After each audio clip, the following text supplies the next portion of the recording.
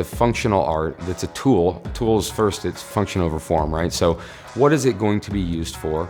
And then how can I make it look pretty without compromising that? I want to make something that's beautiful, but also serves a purpose and maybe isn't just for looking at. So blacksmithing is very much that. My name's Andrew Windisch. I'm the owner and operator of Portland Ironworks out of Portland, Oregon. I'm a father, husband, and avid fly fisherman.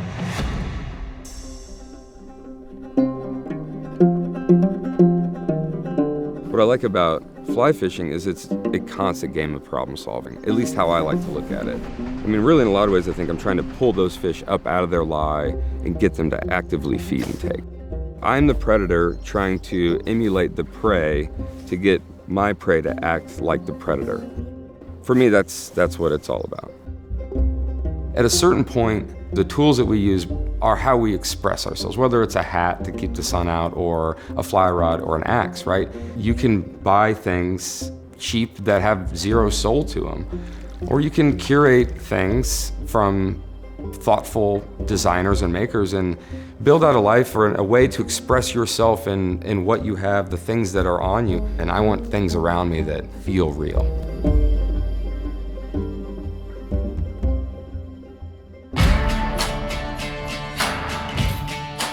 It starts out as a block of steel, and this is, I think, fundamentally what I like about the game is that it really is sculpture. You're just forming it. You're getting it up to 1,800 degrees to 2,000 degrees Fahrenheit, which is the workable, forgeable temperature for that steel, and then you have about a minute to a minute and a half where it stays around that temperature to move it, and then you heat it again.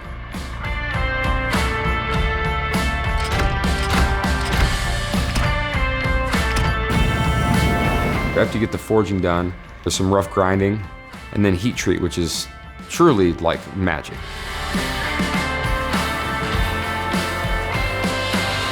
And then you got to put it on a stick so you can swing it. So that's the last part. Shaping that inner eye to make sure it perfectly matches, and there's no shoulders or hard edges. There's a smooth connection between steel and wood.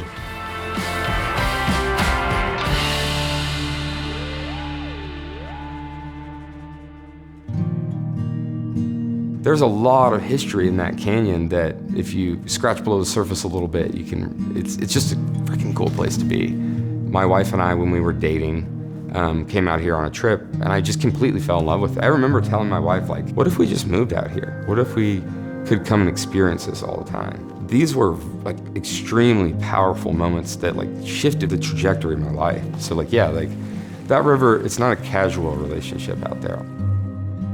In a lot of ways, like my family, my life, everything now is very much, in some weird way, I'm sorry, I really didn't think I was gonna get emotional talking about this fucking river. But it's like that. The relationship it goes that deep. It's the catalyst for a lot of other things good that have happened in my life.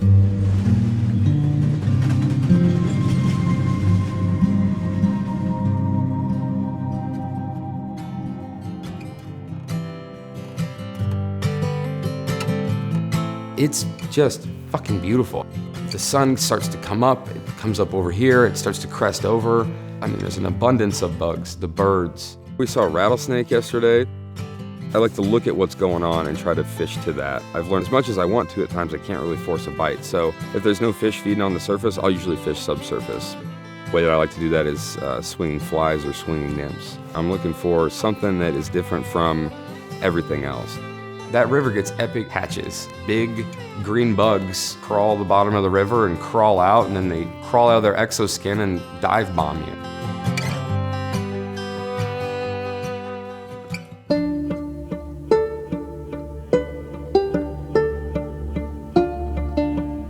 For me, there's something very, very magical about what we did. I mean, the axe that we have here is the same axe that we finished in the shop.